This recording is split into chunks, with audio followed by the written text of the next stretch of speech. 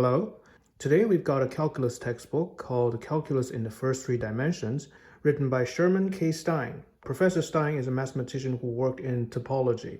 He taught mathematics in Princeton University and University of California, Davis. This is a great book for beginners and self-learners. So today we'll give an overview of the book and use this book as a vehicle to discuss, in my opinion, the three major aspects of calculus.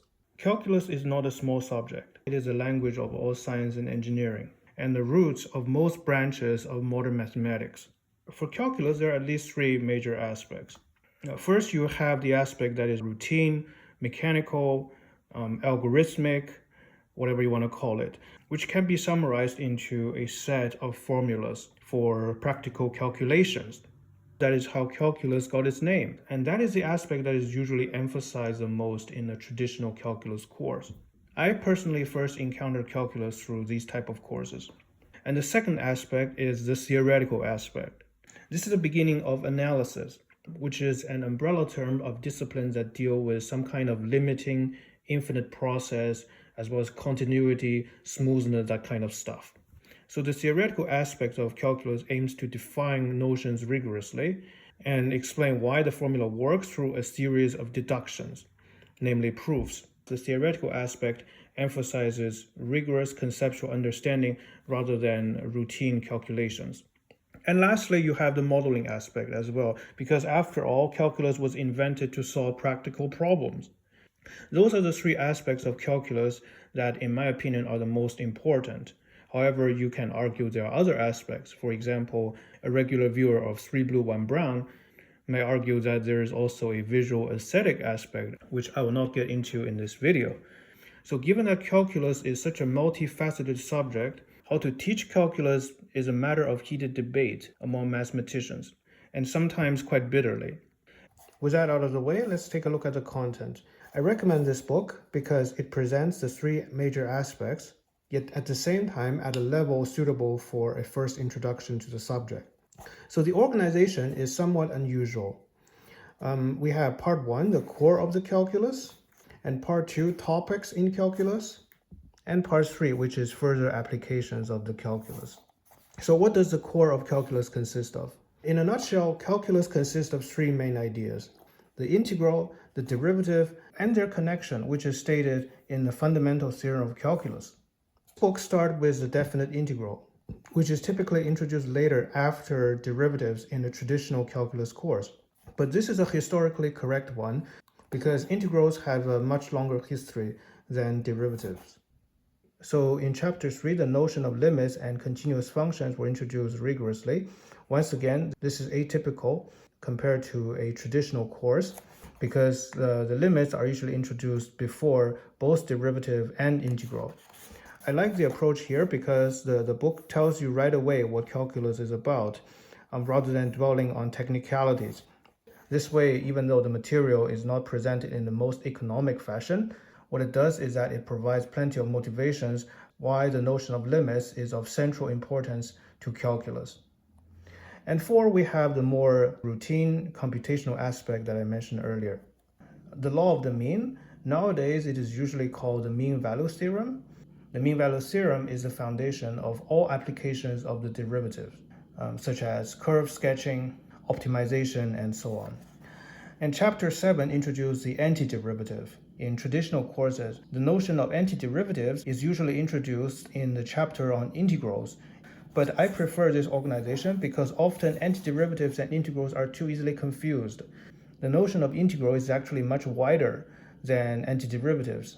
It just turns out that in elementary calculus, where everything can be computed analytically, antiderivatives is the most commonly used technique. And in chapter 8, we have some rudimentary applications of calculus: area, volume, the first moment, arc length, area of a surface of revolution, the higher moments of a function, average of a function, improper integrals, probability distribution, and densities. So these are all very standard topics. And chapter 9 deals with computing and applying definite integrals over plane and solid sets. So here double and triple integrals are introduced. So that's basically the core of calculus. Let's take a look at the main text for part 1 before we return to part 2 of the content. So here we are in the first chapter, the definite integrals. There are plenty of pictures and commentaries to motivate the material. The exercises are listed at the end of each section, which is very user-friendly, great for cross-referencing. And Professor Stein uses the 3 square symbol to demarcate of more regular exercise versus more challenging exercises. And I have to say, the context and motivation given here are quite painstaking. And the same philosophy is taken to introduce the notion of derivatives, the idea of linear approximation. After chapter 1 and 2, the reader should have a solid intuitive grasp of the main concepts. So in chapter 3, it is time to formalize.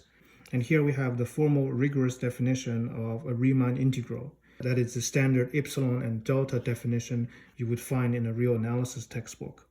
And here we have the limit of a function of a real variable in the epsilon delta fashion. And the book offers no shortage of computational exercises either.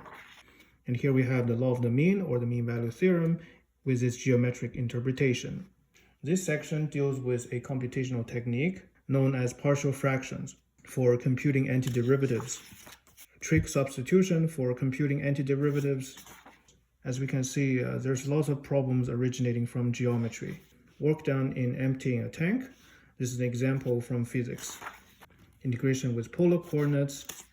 And here we're seeing some double integrals, triple integrals in Cartesian coordinates and spherical coordinates. All those materials are really the core of calculus. Part 2 of the book deals with various specialized topics in differential and integral calculus, and they can be read more or less independently. For example, we have the higher order derivatives, the maximum and minimum of a function, important application of derivatives, and here we have series, namely infinite sums, and in particular Taylor series. This is definitely one of the top 3 tools, I would say, in applied mathematics and physics. Taylor series can be seen as an infinite degree polynomial. Further applications of partial derivatives, algebraic operations on vectors. So here we have an independent chapter on analytic geometry. Derivative of vector function, this is important for mechanics. The derivative of a vector function, this is important for mechanics. I made a video about it a few months earlier. Chapter 18, curve integrals, as well as chapter 19, Green's theorem on the plane, deals with vector calculus. And vector calculus are absolutely crucial in all kinds of physics. Mechanics, electromagnetism, thermodynamics, you name it. And chapter 20 deals with interchange of limits. This is a topic that regular textbook rarely spends time on. The interchange of limits is a huge motivation for rigorous study of analysis. Plenty of unexpected examples and counterexamples occur when you interchange limiting operations. A big part of classical real analysis was motivated to answer the question, under which conditions can we safely interchange these kind of operations? In part 3, we have some further applications of calculus. This is absolutely amazing. It's one of the highlights of the book. And I would recommend getting this book simply for part 3. Because not only here we see diverse applications in business, psychology, traffic, rockets, gravity. These are all real mathematical models used in actual research. Often in calculus textbooks, applications are only mentioned in a half-hearted manner. And it typically goes like this. Here's a formula that occurs in gravity, for example. Compute the integral, which gives minimal explanation of how certain models are arrived. And these kind of so-called applications, in my opinion, is not really different from routine computational examples. Let's take a look at psychology, for example. Example 1, psychophysics. Psychophysics is concerned with the degree of sensation caused by a certain intensity, or a change of intensity, or a change of intensity of a stimulus. If the length of the line is doubled, do we perceive it as doubled? If not, by what fraction do we judge it changed?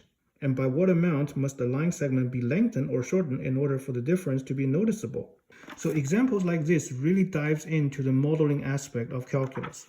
A mathematical model, which is a simple differential equation in this case, after some modeling process, in which certain hypotheses are made, which is informed by actual science. And here we have the response of a stimulus under electric shock, and the same kind of relationship for brightness.